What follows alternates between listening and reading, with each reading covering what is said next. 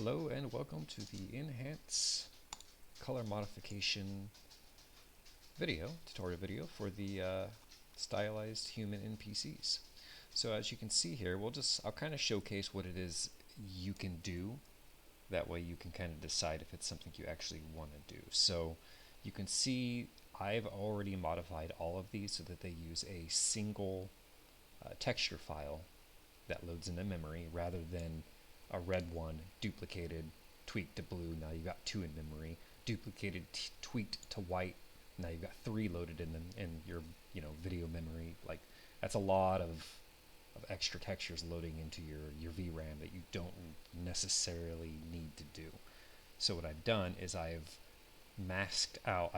basically turned the normal texture into a grayscale texture and masked out the parts that I didn't want to be colored. So in other words, the metal pieces will never be colored because it's metal, it doesn't need to be.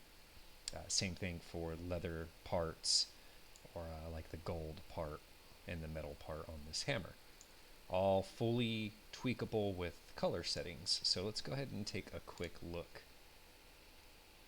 And I'll show another video of how the textures were done. So those of you that are actually interested can watch the second video later on and kind of, see if it's something you're interested in learning how to do yourself in case you want to tweak something on here. Maybe you do want this belt armor metal part to be colored, or maybe you want the tools to be colored as well at the same time.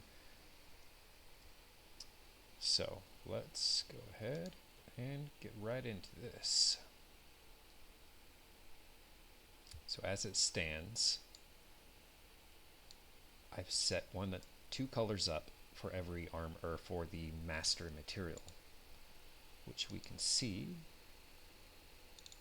right here. So you've got your master material, right? You still got the same essential settings, except now you have a mask 2, which are linked to color and color 2. So you can see that I've used red, and now you could literally just choose whatever color you want. Maybe you want something like white, and I'm not going to OK these because I don't want to lose my color schemes, but you can choose one for all those pieces. So you got the two color choices, right? So you can come up with plenty of different color schemes between those two colors. You could add a third one, but it starts getting a little difficult in the sense that if you're only using one mask file, you have to use color number 2 because color number 1 doesn't do anything. So I didn't want to add a third one and make things really confusing because I'm not super experienced with materials. In fact, I'm hardly experienced with material tweaking whatsoever. And I just, I got lucky and managed to figure this out. So you can see the color schemes for the armor. Now you can do the exact same thing for the hair. So again, see, I just chose the color, and you could easily just choose whatever one you want. Maybe I want green hair, done. So you can see color 1 doesn't do anything. And I don't need any mask files for this because you're not masking anything out. It's all a solid single color. But the way the logic in the blueprint works is it uses the last color as the final alteration, and I don't really know how to explain it. I don't know myself exactly why it works that way. I'm sure there's other ways I could tweak the code, but like I said, I'm not knowledgeable in that regard. So you can see you've got plenty of options when it comes to the blacksmith for the armors, and then the same thing for the women here. You can tweak the hair color, and you can tweak the clothing. And I've masked out the leather belts, the leather piece here, the pouch, and the bag, completely masked out so that they never get colored. That way you can, freely tweak to your heart's content without having to worry about, okay, well, yeah, I want the purple dress, but now her bags are purple too. It looks hideous. So you can see color 1 is the purple, color 2 is the blue, which is also here and there and there. I did forget to change the necklace band. So I will need to do that in a future update. And you can see if you get up close, you can actually see the colors kind of bleed through a little bit. That's just, you know, the it's kind of difficult to set up masking to work perfect. Like see right there on the tips, they're still white because just the way the masking works is, and the blending of the textures, and when it's all in one single file makes it a little bit difficult to get it perfect. But I mean, honestly, who's going to be looking this close up? You know what I mean? Like you don't, especially if you're like a 2D game, not 2D, like a top down, you know, you're never going to see super close detail. So plenty of nice options you can end up tweaking for the female character as well. So we'll just kind of demonstrate that one as well real quick.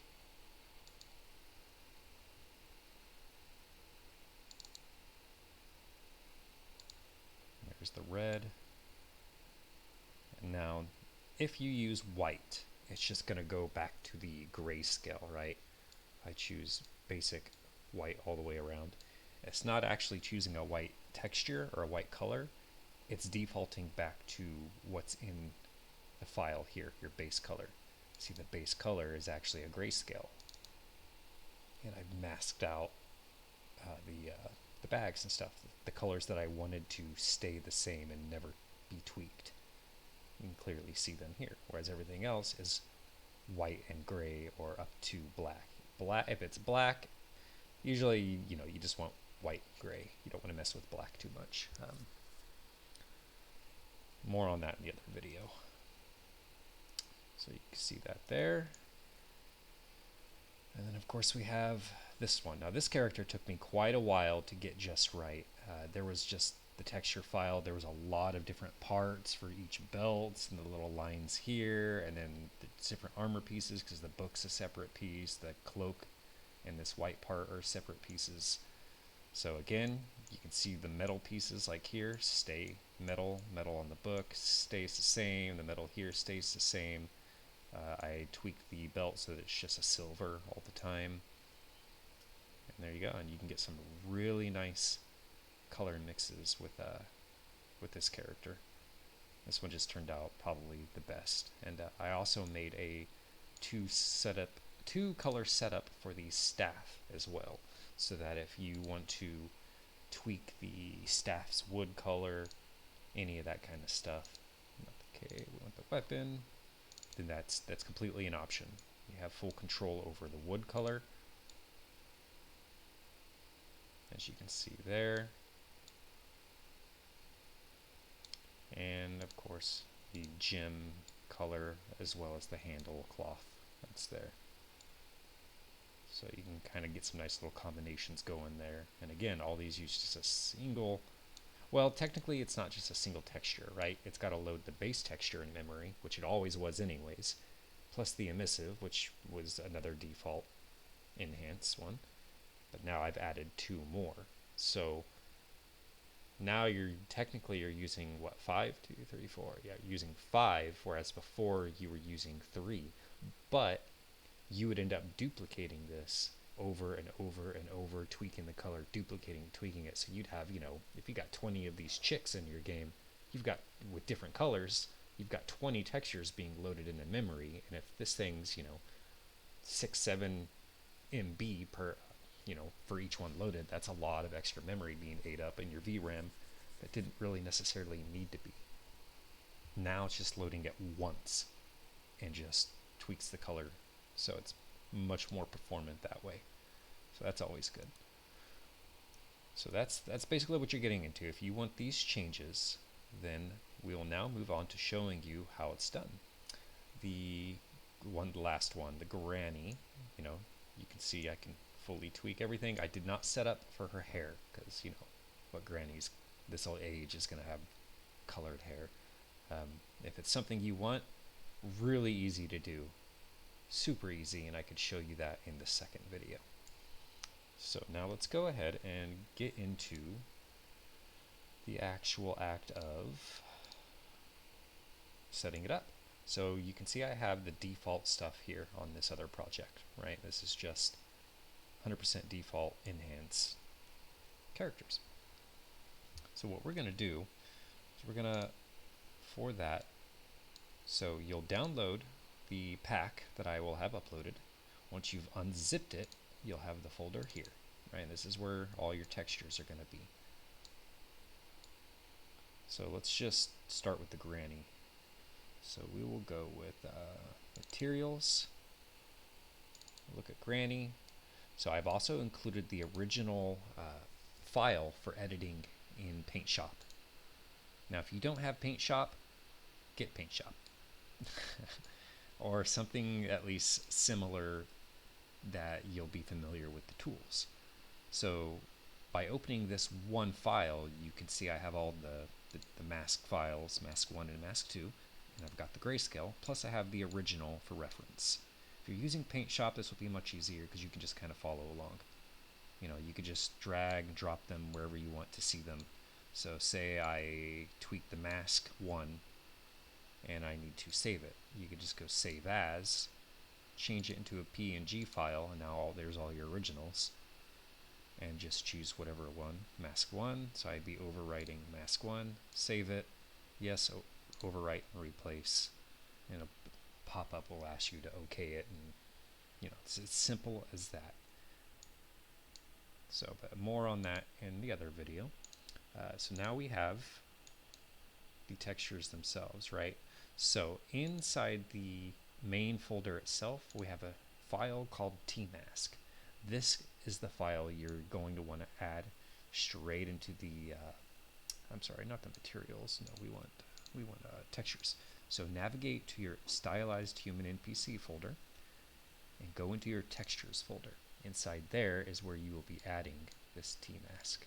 So you just drag and drop.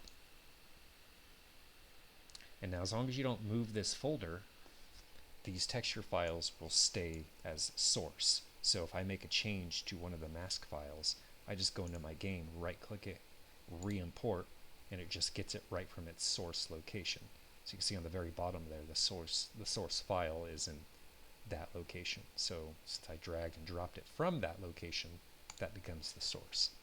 So you'll definitely want to put this folder somewhere where you don't plan to move it. That way you can consistently use it in the future if you need to make any kind of tweaks. Okay, moving on. So we want the granny. So now we can go into the granny folder here. Now we're also going to go into the granny folder for the textures. So now you see we have all the originals, right? What I would recommend doing is right click in the black space, create a new folder, and just name it originals. And we're going to move the colored textures. So that would be the cloth for green, blue, and yellow. And move it into the originals. And then you're going to do the same thing. You know, I totally forgot the granny had a staff. I never set that one up. Might have to do that later. I believe that's it for the granny. We don't have to do anything else. So now we're going to come back over here, and we want the grayscale, both mask. This is just an original one from here. I just right-clicked it from this one right here, or I'm sorry, this one. And you can just export it out wherever you need it. And there it is. Then I used it in the Paint Shop file for reference and for tweaking these duplicates. Alright, so once you've added those three in here, right, just drag and drop. There we go. We now have those three.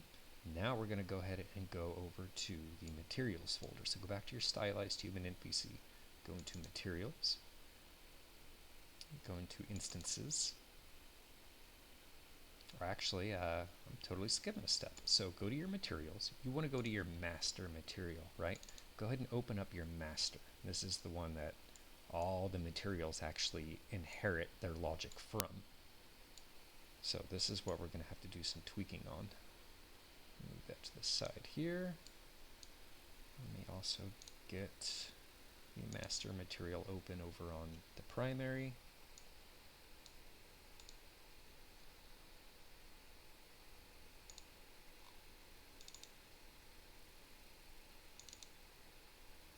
Okay, so this is the main changes that have been made here. So kind of zoom out on that one a little bit. So we need to get a couple of color or vector parameters, right? So you're going to right click inside your master material. You're going to type in vector P. There it is, vector parameter, right? And we're going to just click on the name there and name it color. And then just, if it's highlighted, Control C, copy it, right? Control V, paste it. Come on, don't be difficult. There we go. And name this color underscore 2. All right, now you notice, see how they have the little checkered board here? Click that and take it all the way to white.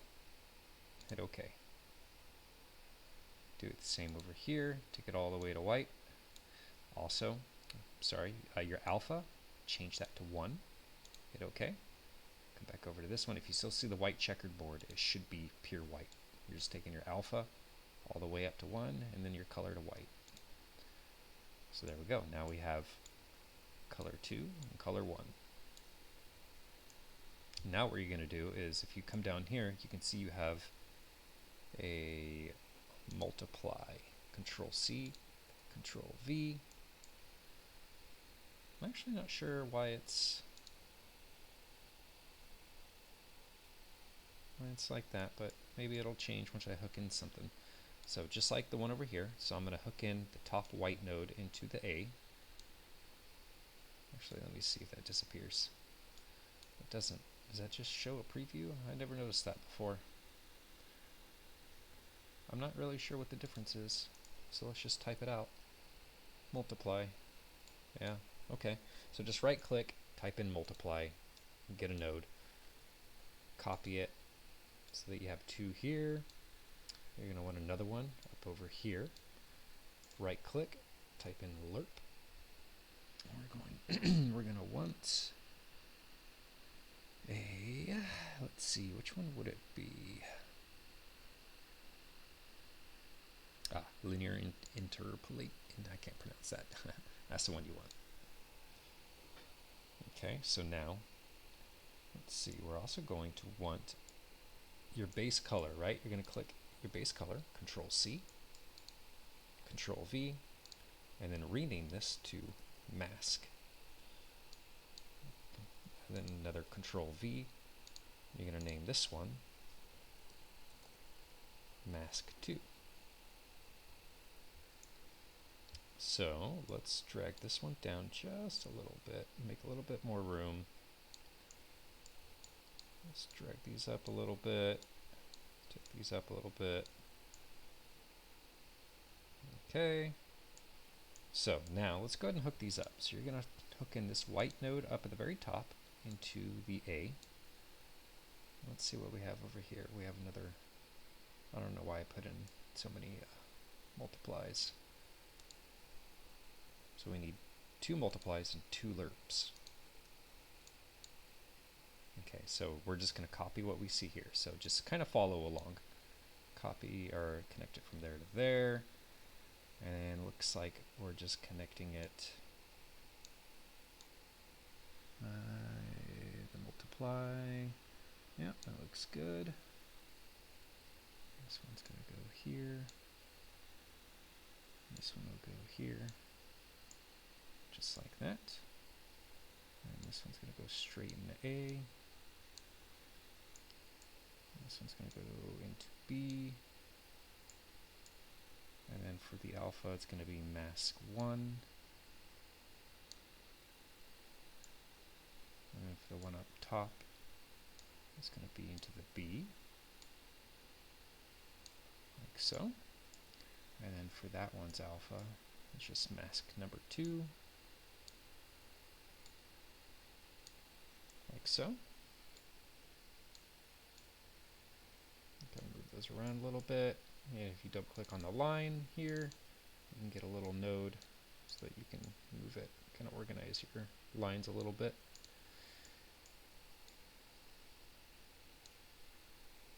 Alright, so that looks about right. Now let's see what's going on with the main line, right? The main line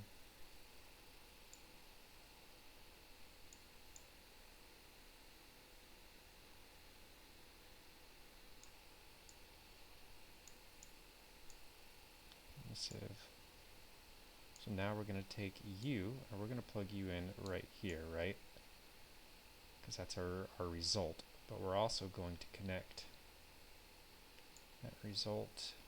Just double click on a line here, and just connect it over into the A right here where your emissive is. Alright, you're going to hit apply.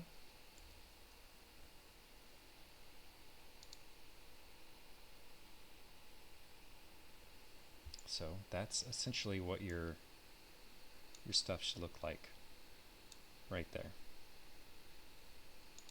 Alright, you've got 2 multiplies, 2 lerps, 2 masks, 2 colors. Hook it up just like that into your base color, and the hard work's all done.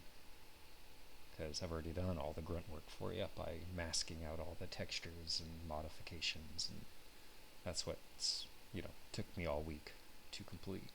Especially while I was trying to kind of learn paint shop, or paint shop at the same time. Okay, so, and you can see the material looks correct. Oh, I'm sorry, we totally skipped this step here. We need to change these to the tmask file. Alright, so just drop down, type in t_mask. There's too much going on here. I'm pretty sure that's it. N-hance, modifications, yeah, that's definitely the one. And just right click it, copy, click on this one over here, right click it and paste. Alright, now we're going to save.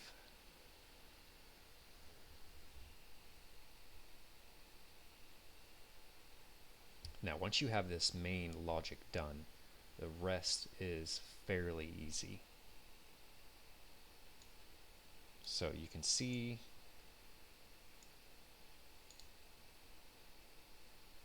still prevent shaders.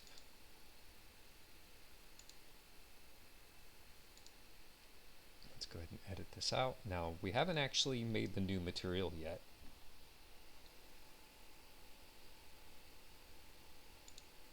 But you will see if I open up the default one, sure enough we have our mask and our 2 colors. Now if I were to change one of the colors, nothing happens. But if I change number 2, you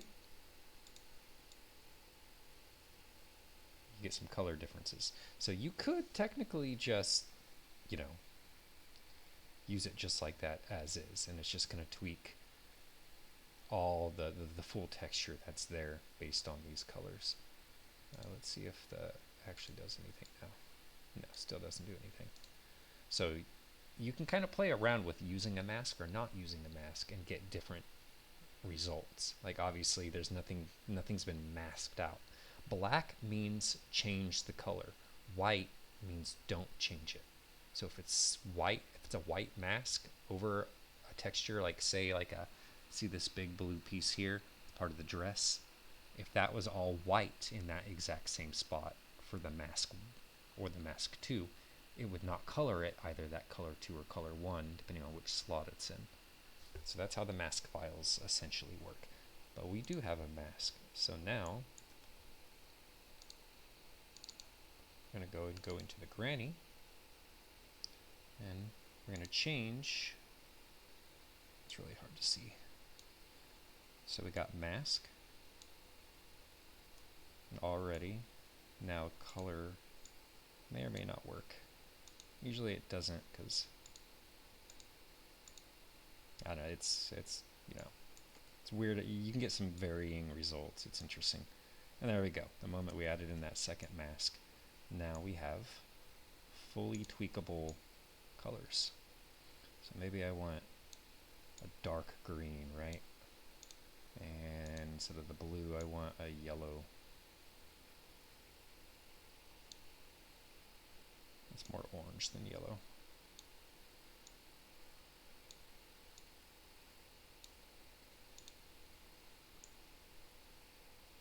It really does look more, oh, okay, I see what's going on. So notice how, while it does still work, the colors aren't quite right, right? You can't get the perfect yellow, even though you have yellow. Green seems to work. The cyan blue does not work. Dark blue works. Purple works, but good luck getting pink. Pink's going to be much more trickier one to get. Red works, and orange of course works. So some of your colors aren't working.